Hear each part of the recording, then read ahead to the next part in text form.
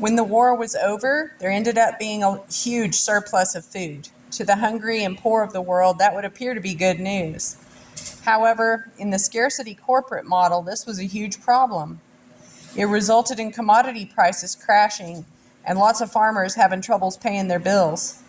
The Canadian government's response to this crisis was to put together a task force and figure out what can be done to avoid this problem. The result of those efforts was a report released in 1967 called the Federal Task Force on Agriculture. They admitted that the most efficient unit of producing food was the small family farm.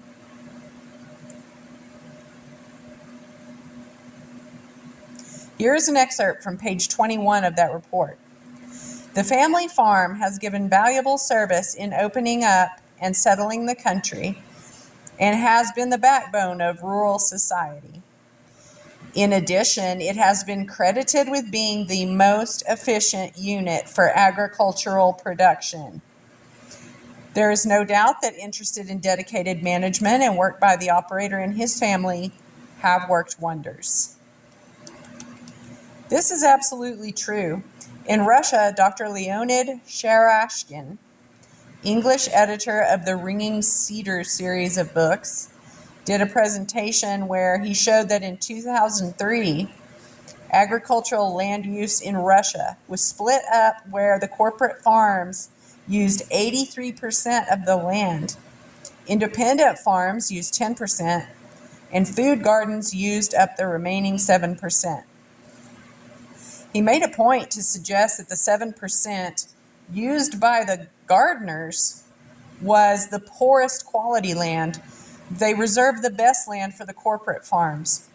As a result of that land use ratio, the corporate farms produced 43% of the food, the independent farms produced 6%, and the food that was grown in gardens was a staggering 51% of the food.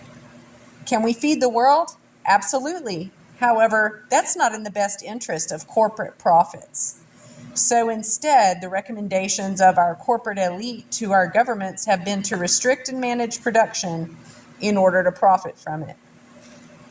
To accomplish that goal, they need to reduce production so that there is no prosperity, but rather scarcity. This protects the profits. However, the results are those who cannot afford the food have suddenly lost access to one of the core basic necessities of life. It is a violation of the individual's spirit and our mandate from the Creator to ensure prosperity for all when policies like this deny access to a core basic necessity. I would also suggest it's a violation of rights granted to mankind by the Creator. Here's what some of the recommendations outlined in Chapter 1 of the 1967 Task Force on Agriculture report says.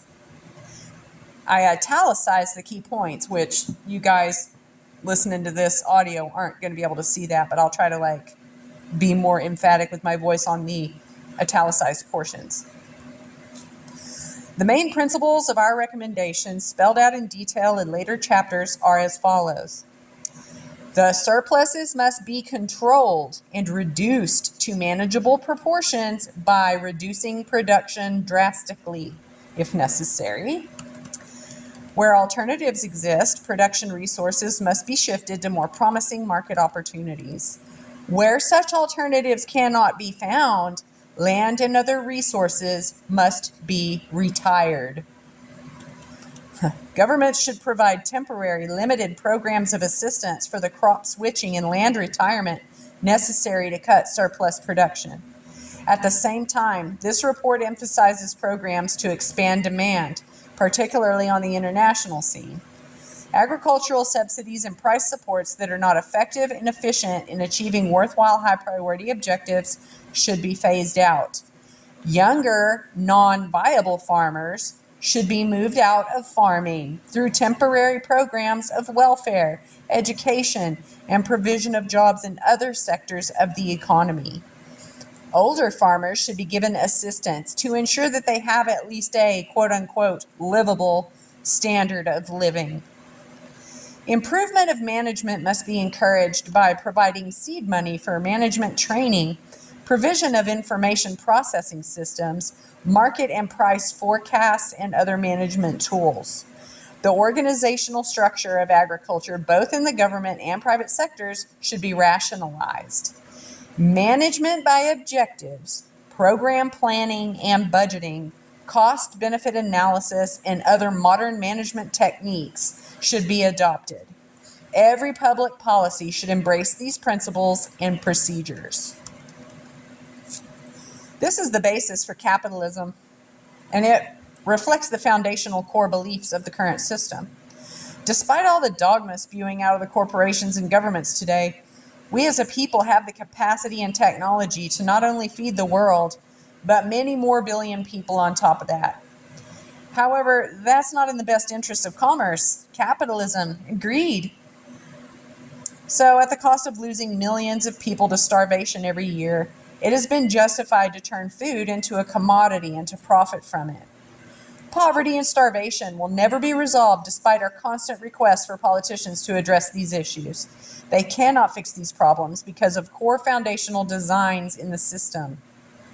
Dr. J.N. McCrory, a vocal critic of the 1967 Task Force on Agriculture report, presented a speech in November 1970. In that speech, he had much to say about this report. This statement was, to me, the most pointed. You will recall that the treaties our ancestors signed with the Indians are almost 100 years old to this year, and those treaties, no matter which way you look at it, contained the following provision. The people who had habitually inhabited this part of the world were to be forced off their environment. They were to be enclosed in rural ghettos to be known as reservations, and they were to be given a guaranteed annual income of $5 per head per month, along with a number of other Social Security benefits. Now, it is not without irony that within 100 years, the population that replaced the Indians is now itself to be faced with a similar fate. Why are we facing a similar fate? Because we are slaves to this feudal system. We are not free to govern ourselves, and we are caught up in a framework that depends on scarcity in order to survive. The food we do produce is only for those who can afford to pay for it, which is an idea that is morally and ethically corrupt. We have the knowledge and technology to turn this around and end up with so much food that we would be giving it away to all who need it. We have the skills and knowledge so that everyone could grow their own food for free. That would be the loving thing to do, and that would ensure that we are replenishing the earth as we were commanded to by God. This is, after all, one of the lessons we must pass in order to graduate from this class. Looks to me like most people are going to be flunking out. That's just what it looks like right now, from the narrator's perspective. The problem is that we are looking at this model from a physical point of view rather than a spiritual point of view. Our spiritual growth and maturity depends on us finding ways to break through this scarcity mentality and find ways for every single being to prosper. The food gardens in Russia prove that we can outproduce all the commercial farmers with less than 10% of the land use. That number is staggering when one considers that those food gardens had the worst land too. Imagine what we can do if we had access to the best land as well. The same goes for energy. There are guys like Nikola Tesla who discovered forms of energy that can literally be drawn from the earth or the ether. He felt like there was an abundance of energy that it could easily power industry and private homes without the use of coal, oil, or any forms of combustion. However, the bankers at the time, mainly J.P. Morgan, realized that with such abundance, he would not be able to profit from it as he could not put a power meter on these concepts. So he conspired to shut Tesla down and destroyed all his work. Narrators aside, man, these people in the early days of the industrialization, what's called the industrialization, it's the assembling of the beast from the earth, I think. So these people like J.P. Morgan, these are just like huge wizards of Satanism. And yeah, there's some very good evidence if you do dig around a little bit, at least still right now on the internet you can find some information about the way they used to heat homes And I don't know if this was pre-flood or if it was more recent, but there used to be this thing called let me just try to remember the name of it. Something radioactive. There was like this radium. I think it's called a radium heater. Anyway, they had these rods on top of the buildings, the houses or whatever, and they would gather etheric energy and they would heat up this brick of radium in this fireplace-looking little edifice inside the houses. And your old castles and stately palaces over in Europe, you can see those. They're still there. They've removed the radium bricks, but the conducting devices, some of the metal pieces are still there. You can tell it wasn't a wood fireplace, but it's kind of built the same way as a wood fireplace, but it's very shallow, and it doesn't have like a chimney coming off of it. And it's just like they put artwork and fancy things around it that would be damaged by heat or by fire if there was actual smoke in it, in a real fireplace. So there's these fireplaces that you can tell were never used for fire, is my point. And they have metal fixtures attached to them that were probably used to conduct etheric electricity into radium bricks, okay? So look that stuff up, because it'd be really nice if we could resurrect that type of device, I don't know if the etheric electricity is the same nowadays as it was back then, but it's worth looking into, I think. Anyway, back to the text. There are many authors out there who write constantly about all kinds of ideas, concepts, technologies, etc., that draw upon nearly unlimited forms of energy that would transform this world forever. All of these technologies and ideas have been suppressed for years and people murdered in order to ensure that the scarcity model continues to function.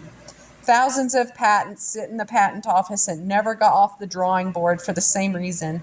For if any prosperity were to manifest, it would spell the doom of the current models and destroy all the wealth, profit, control, and greed of those who benefit from the current models. The goal is, in my opinion, to find ways to step away from the scarcity model and embrace prosperity and establish an environment where all these ideas can be worked on for the betterment of mankind.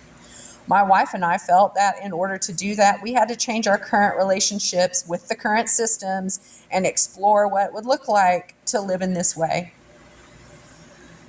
After all, I don't know anybody who has complete prosperity and has no dependencies on the current system. There are a few stories out there, but nobody that I could talk to or learn from directly.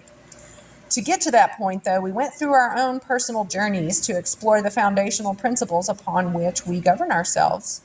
I don't know if somebody could change all their relationships at the same time. For us, it took 15 years to get where we are today, and we still have much work and learning yet to do.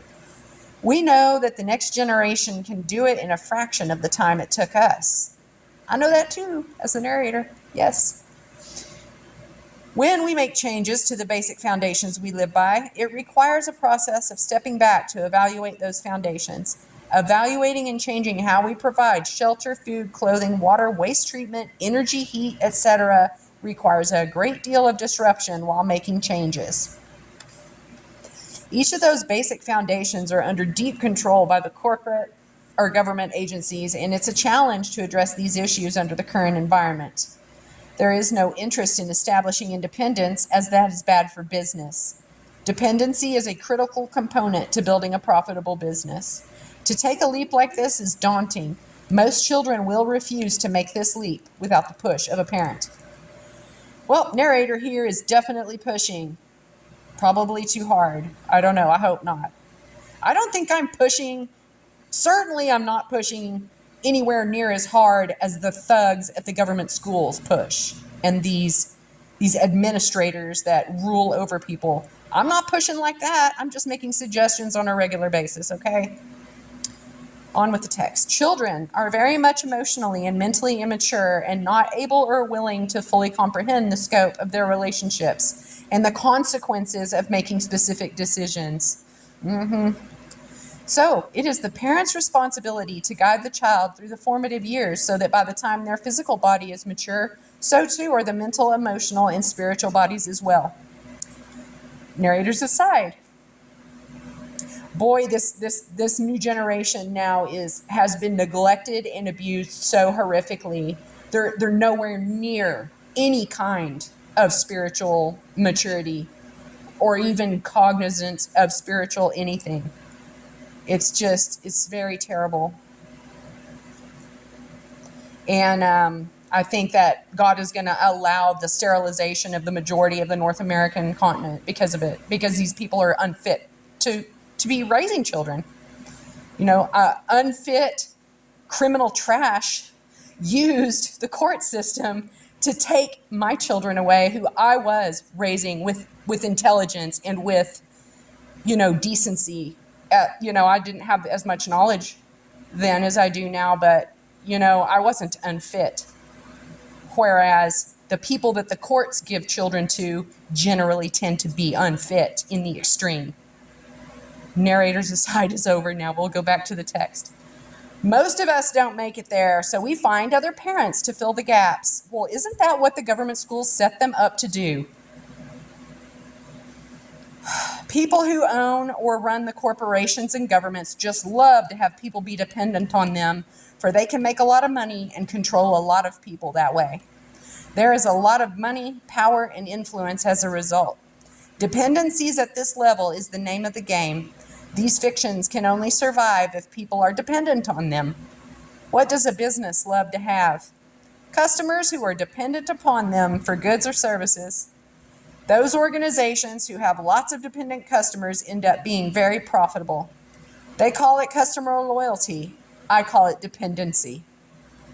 For me, I needed to hit rock bottom before I decided to surrender the old ways and consider new ways of viewing my relationship with myself and others. It took time, but I found ways to learn how to love myself. I believe that if we can find ways to truly love ourselves, then we will, by extension, find ways to remove all the dependencies we have in our lives and find ways to love ourselves by providing for ourselves. Once we become independent, then and only then can we explore establishing interdependent relationships with other independent people. If we want to shed our dependencies, I believe we must first learn to grow up and start working on having a fully functional, balanced, independent life.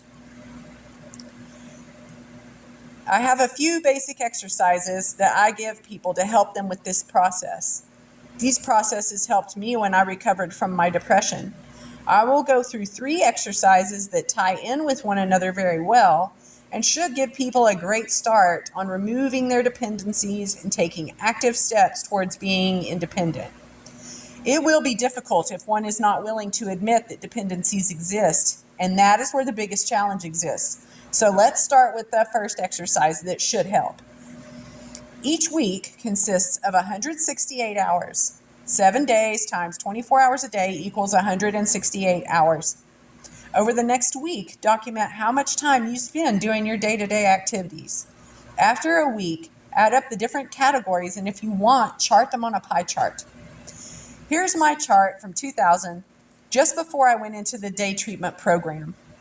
In this chart, you will notice that I spent nearly 90% of my time sleeping, working, or absorbed in an entertainment media of one form or another. The rest of the time was spent doing some odd things around the house, eating, and spending a little bit of time with my family. Does this seem a little off balance to you? Okay, I'm going to put the picture. It's a pie chart. I'll just put it on the screen right quick. That's what his pie chart looks like. It's mostly sleep. It's like half sleep. And the other categories, working and being on the entertainment media, those are also trance-like states. Okay, so if you're spending 50% of your time sleeping and the other 50% of your time you're watching some screen or you're on some computer or you're working in some mind-numbing job, then you are in a hypnotic trance 100% of the day. That's a problem, okay?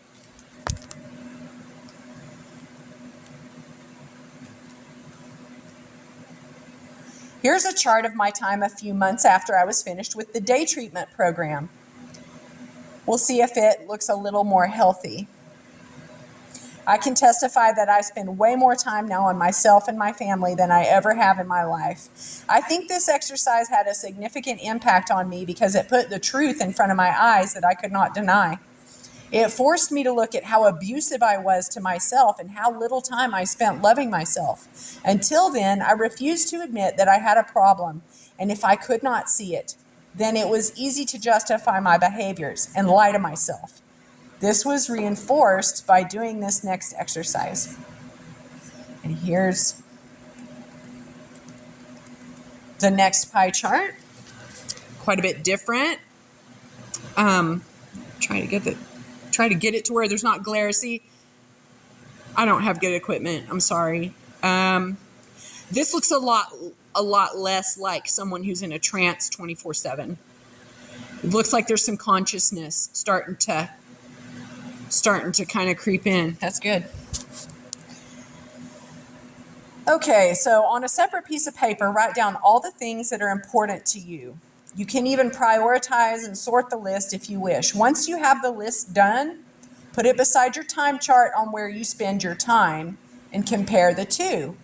Do they match? Are you spending time on the things that are important to you or on things that are important to your master who's just using you for a piece of meat? If they do not match, let's see, do they match? If so, then I suspect you're fairly happy and satisfied with your life.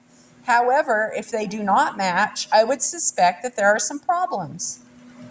Here I was confronted with the truth of this question and the reality that I did not spend my time on the things that mattered the most to me. Instead, I got distracted by addictions and all other sorts of small things in my life so that I could avoid how I felt or avoid growing up and being a responsible, accountable adult. I avoided confronting these issues with the truth because that would mean that I would have to make some significant changes to how I govern myself and where I spend my time. I worked hard to continue being a child so that others would look after me.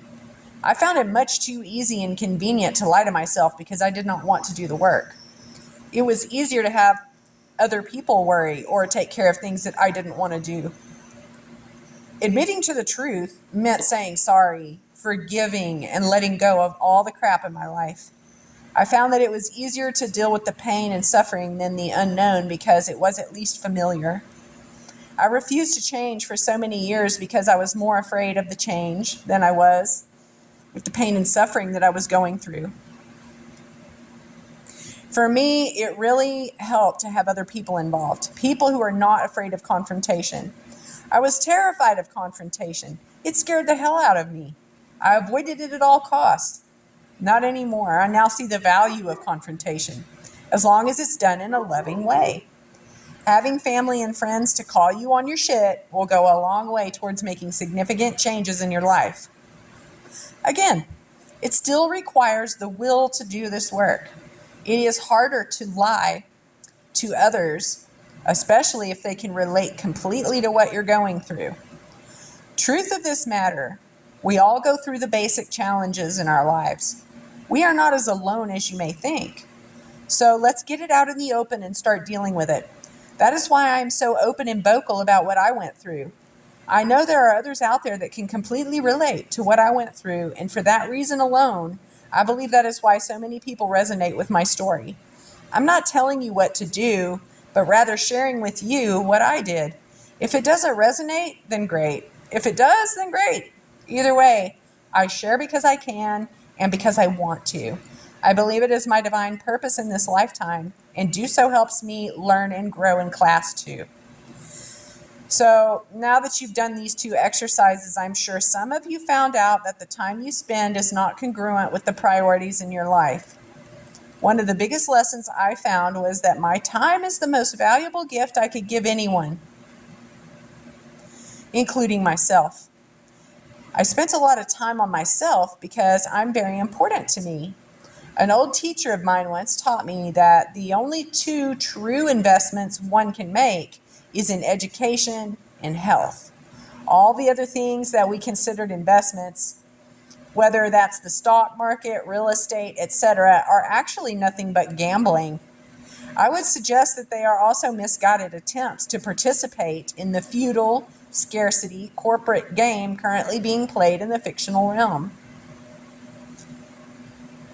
However, if one spends time to acquire knowledge and optimize their health physically, emotionally, mentally, and spiritually, then one can truly utilize that to then assist others and give of their time. For me, time is the most valuable thing, and in my opinion, is the best expression of love that there is. That's why I spend a lot of time on me, because if I don't, then I'm not demonstrating the value of myself and my own improvement as a spiritual being. I do it so that I can then fill myself with love so that it overflows and can then be given to others. The problem that I found was that I was so busy working and surviving that I had no time for other people.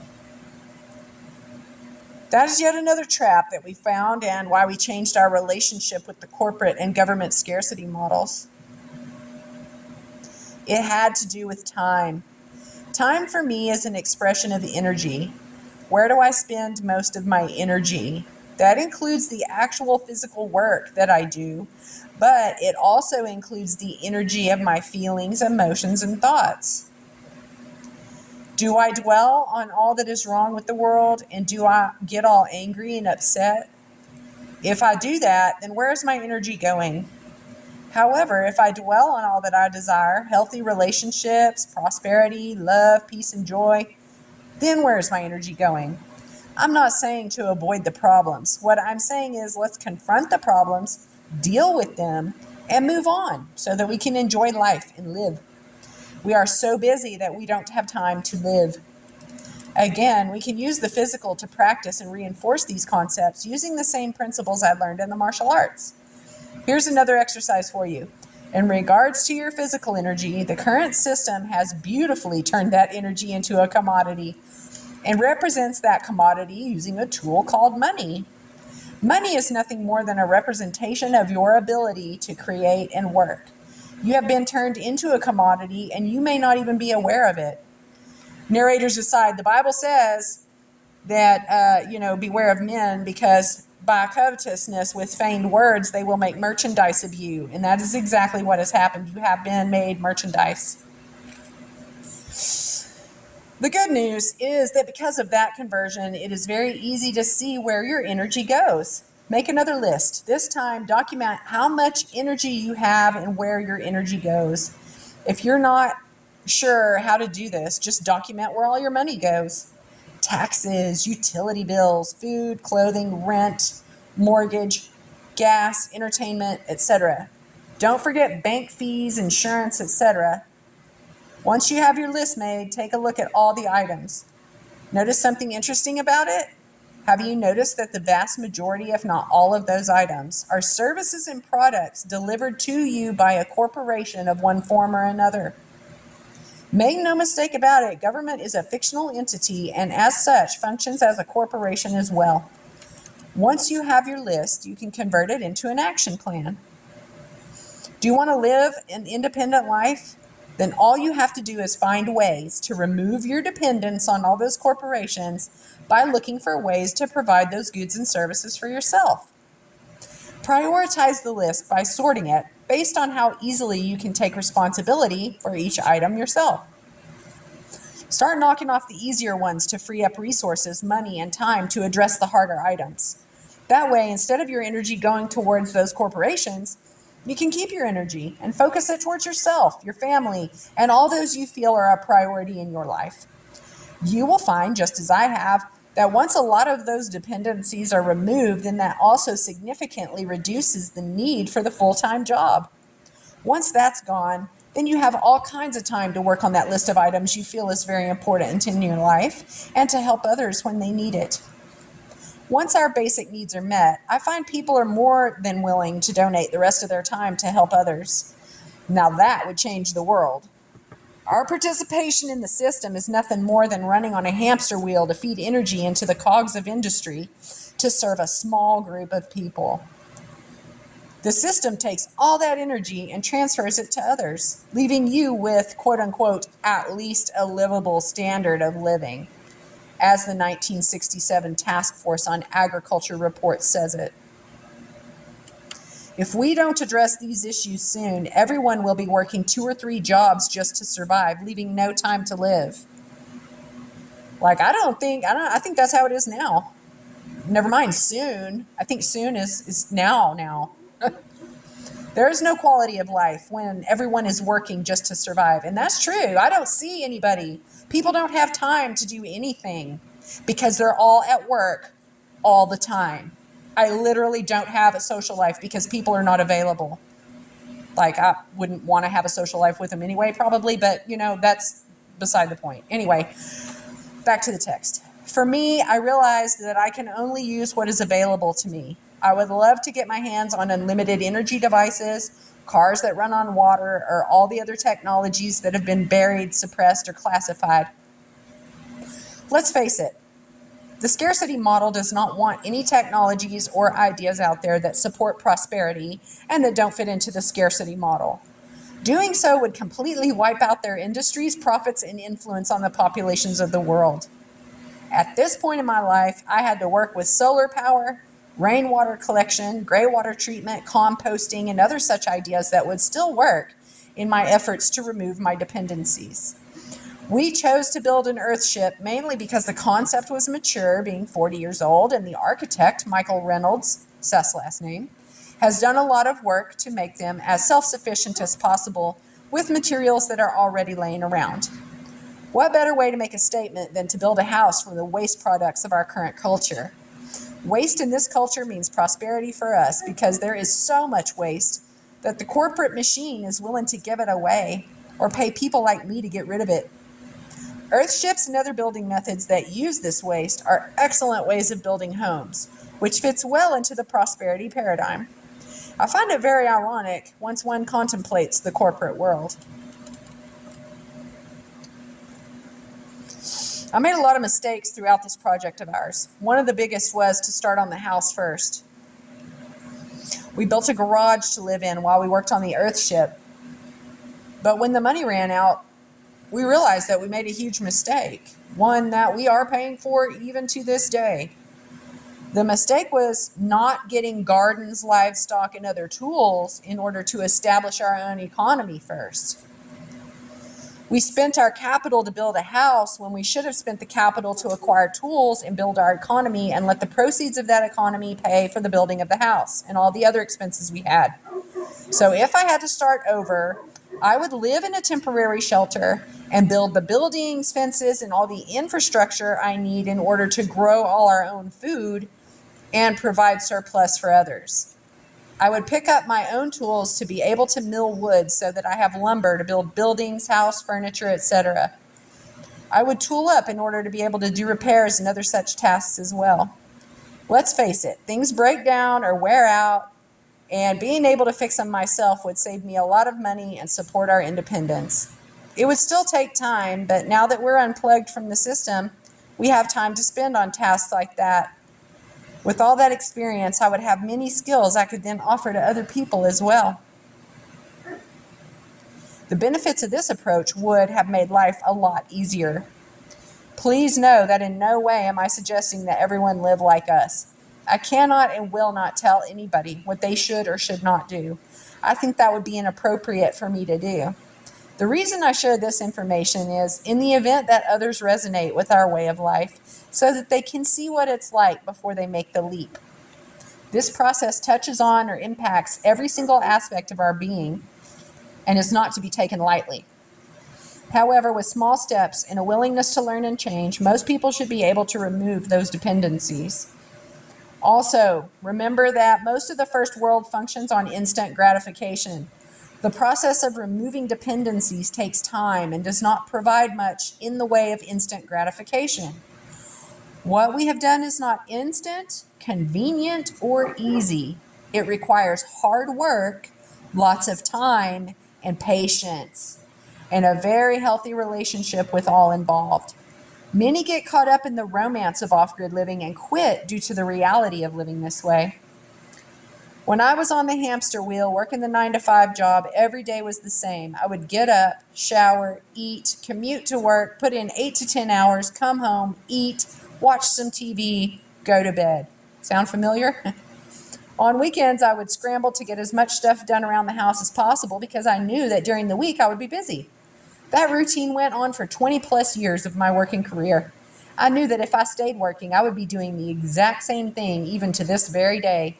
The mechanical timing of that type of lifestyle is very unnatural. Nature does not flow in an on-off digital way that our calendars and clocks produce. Nature has a very fluid, dynamic, rhythmic process to it. Nature is in constant motion and change. Nothing is the same way from moment to moment. On top of that, once I started to observe, feel, and watch them, I could see the multiple cycles that we take for granted, which have great purpose and meaning. The easy ones were to notice that on a sunny day, those were the days to do laundry and run the saws to build stuff. When it's cloudy, then that's the time to find other tasks to do, such as chopping wood, cleaning pins, or other activities that did not require solar power.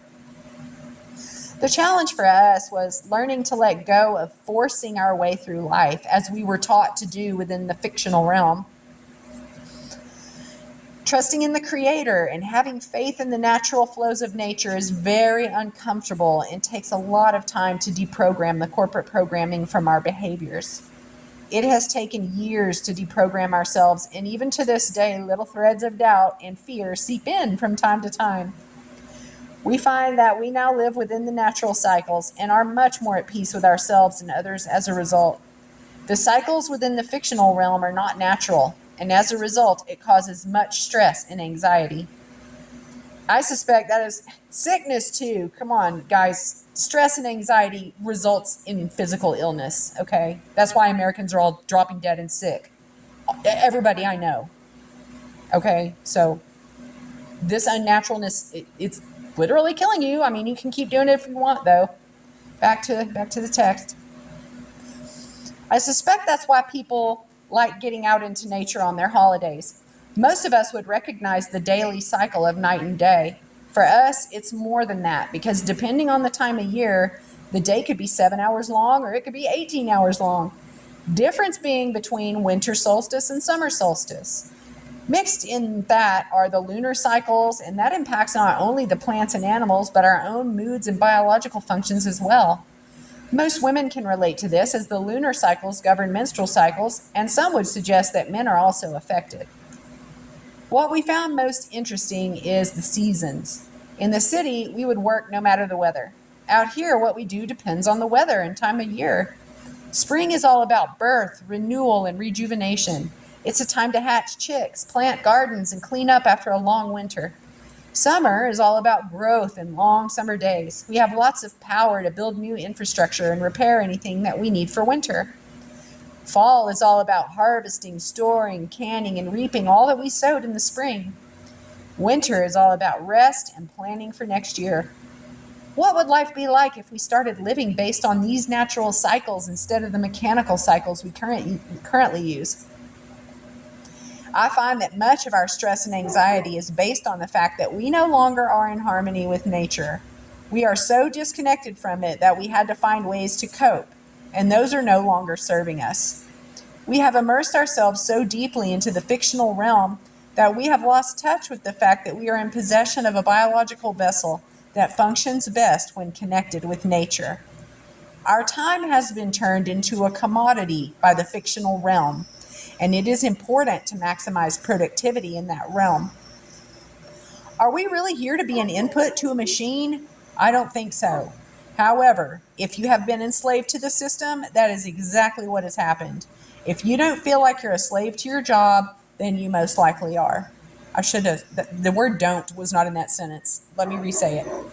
If you feel like you are a slave to your job, then you most likely are.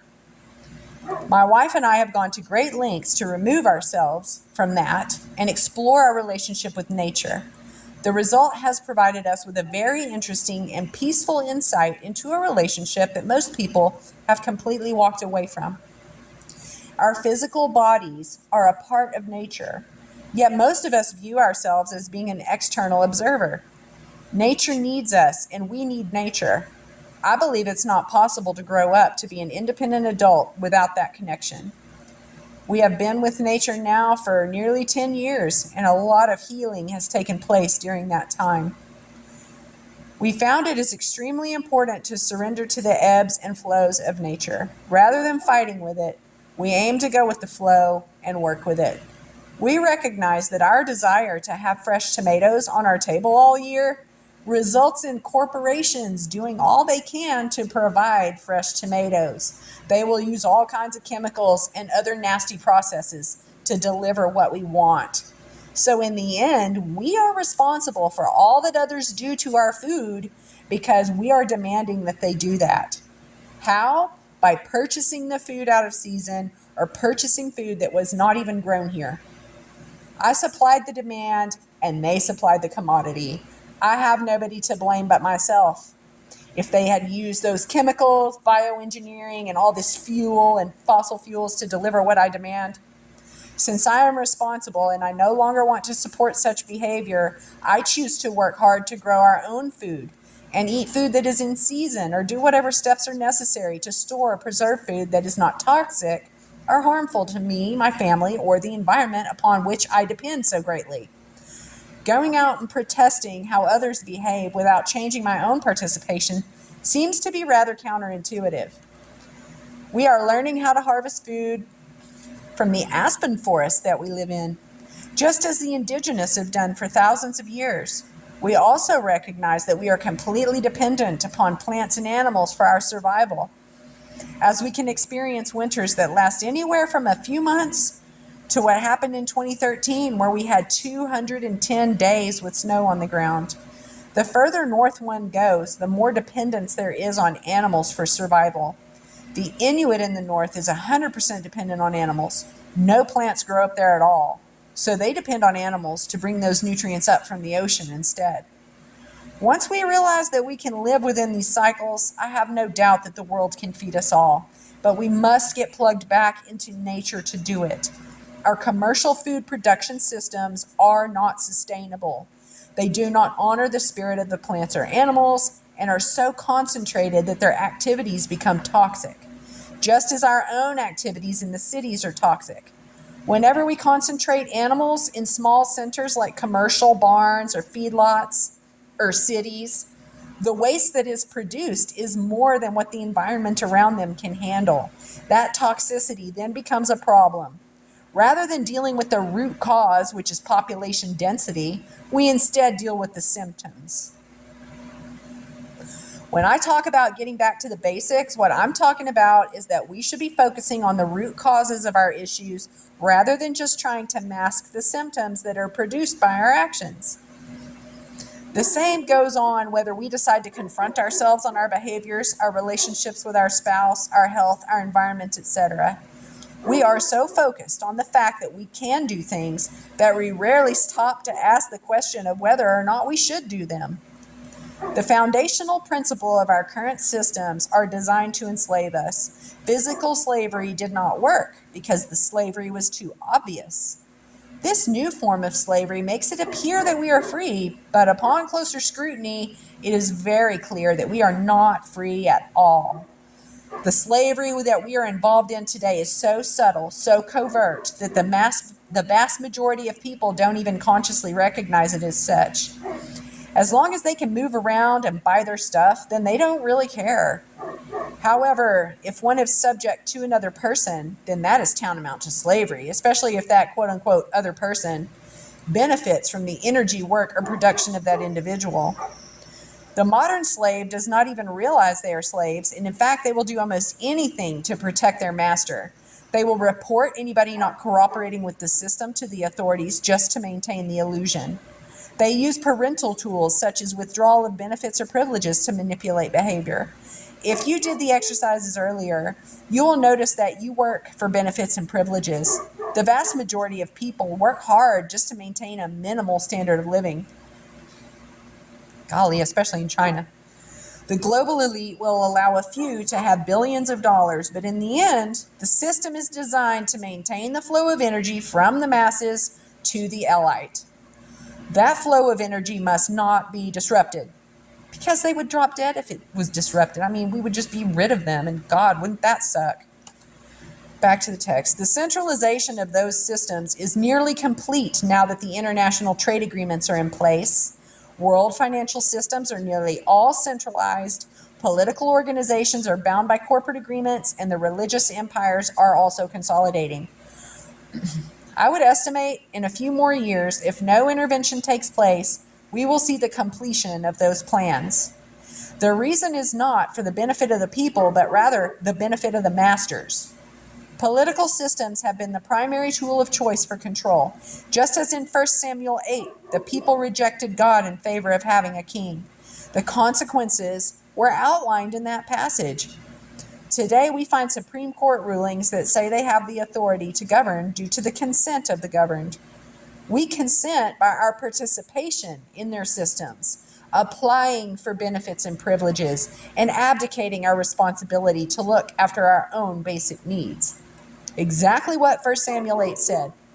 There are literally thousands of web pages online that can help people wrap their heads around this concept.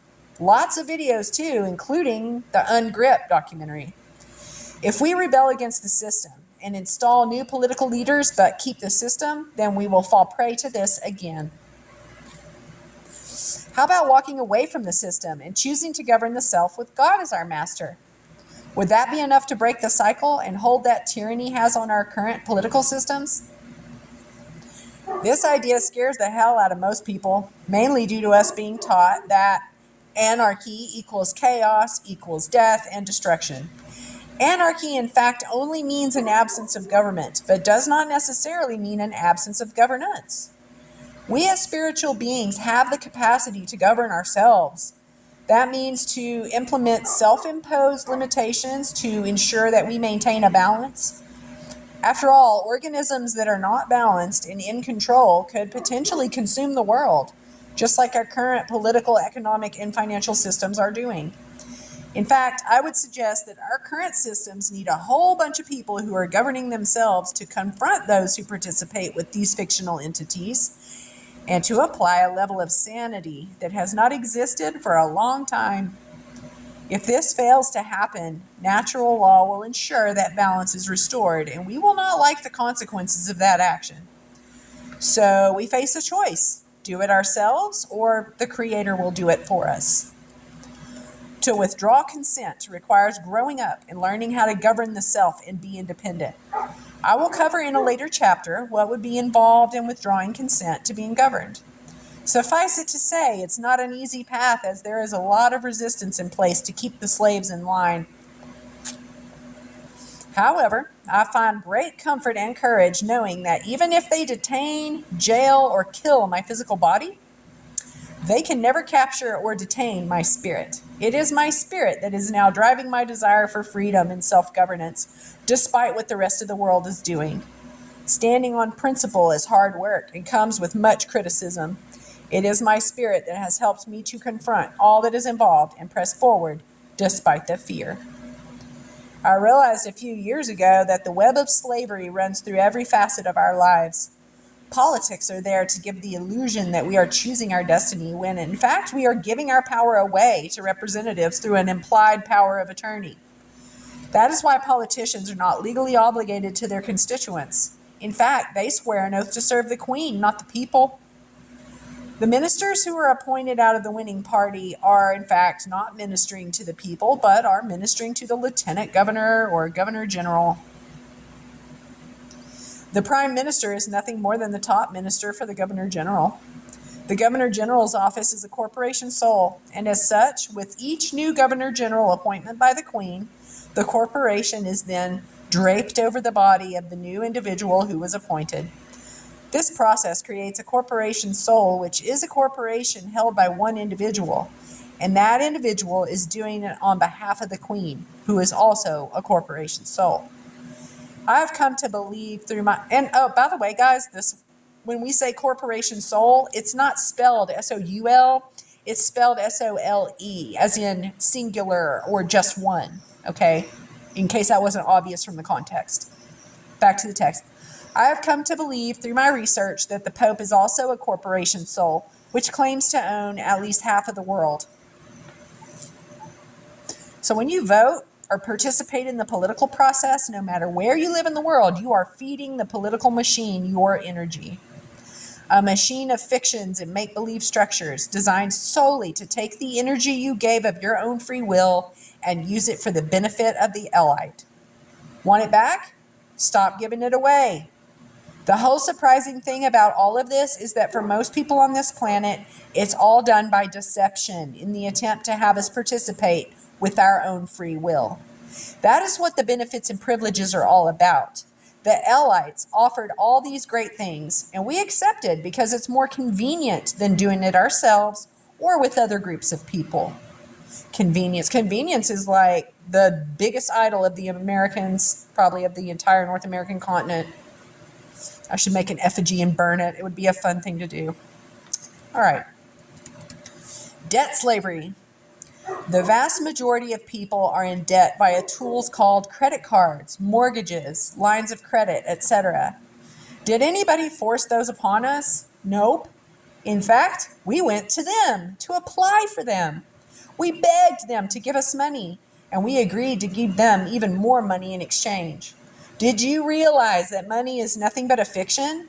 And in fact, the banks created that quote-unquote money out of thin air? The banks provided no energy or assets in those transactions. There was no equal consideration at all, as the banks did not offer anything of equal value to the agreement. We offered our time and labor, which is the most valuable thing we have, and they offered nothing but a fictional promise, which in the end has no value at all. They used a fictional construct to modify your behavior so that they can siphon energy from you, which you willingly agreed to. You signed papers of your own free will. They then took those papers and made millions off of it through a process called fractional reserve banking and other fancy financial tools to trade those documents on the open markets. They created great wealth as a result, and the poor and middle classes are enslaved to payments and have to work jobs to earn more fictional money in order to meet those obligations. If one was to work through all the items in the lists we made earlier and removed all our dependencies, would we necessarily need to work those jobs? Most of us don't even like our jobs, so what would you do with your life here on Earth if you were no longer tied to a job? I quit my job in 2007. Now I decide what I do, rather than having a boss and a government agency dictate what I have to do. I no longer have a huge duty to work for the fiction because I have very little fictional obligations. This is by far the biggest trap I have experienced in all my years of living. Debt and money seems to be the biggest challenge, even for myself. I find to this very day that I just can't seem to get over that emotional and mental requirement for money. Mainly because I feel a strong desire to keep my phone and internet connection so that I can stay in touch with people and interact with them. I justify it by the belief that I need social interaction with others in order to maintain a healthy emotional and mental state of being. I believe we are social beings and social interaction is important for our health. Because of those beliefs, I've been unwilling to let go of some technologies. Until such a day that I can pay for my phone bill with a few dozen eggs or the service is offered for free, I'm not sure how I can break my need for money. We did sell everything in order to get rid of the debt, though. We started over and built everything we have here out of pocket. We have no mortgage/death pledge hanging over our heads. When we manage to make a little bit of money, we trade with others right away in order to offload the fiction in exchange for something that is physical. We would rather deal with the physical and spiritual than the fiction any day. So for us, it does not make sense to hold on to it for any length of time. Fiction of religion. Religion is a touchy subject, but I'm going to address it anyway. Nothing gets people riled up more than standing on one side of the fence versus the other. Holy wars have been fought over simple disagreements or differences of opinion. My view is that religion is yet another tool in use to segregate and control the population. Religion is yet another business designed to funnel energy from the people into a central location. It is particularly powerful because they often use guilt and shame in order to maintain control and compliance. They convince the sheep in their flocks that they are sinners and that they need to support the church in order to obtain salvation. There's a whole raft of other techniques they use as well, but that would take up a whole entire book. Suffice to say, organized religion is very different than being spiritual. I believe it is my responsibility to have a direct relationship with the Creator rather than have somebody else tell me how to interpret that relationship. I don't trust most ordained ministers or priests. Most of them have given their allegiance to other men and signed over their churches to the state in order to obtain tax-free status that they already had for free. As a result, they too are governed by the state and are not allowed to even marry people using a simple spiritual ceremony. Try getting married now without signing the quote-unquote legal papers issued by the state outlining how the marriage is a three-party contract between husband, wife, and the state. The minister or priest will tell you that they are not allowed to do spiritual ceremonies anymore. Does that not sound telling on their own relationship with the state?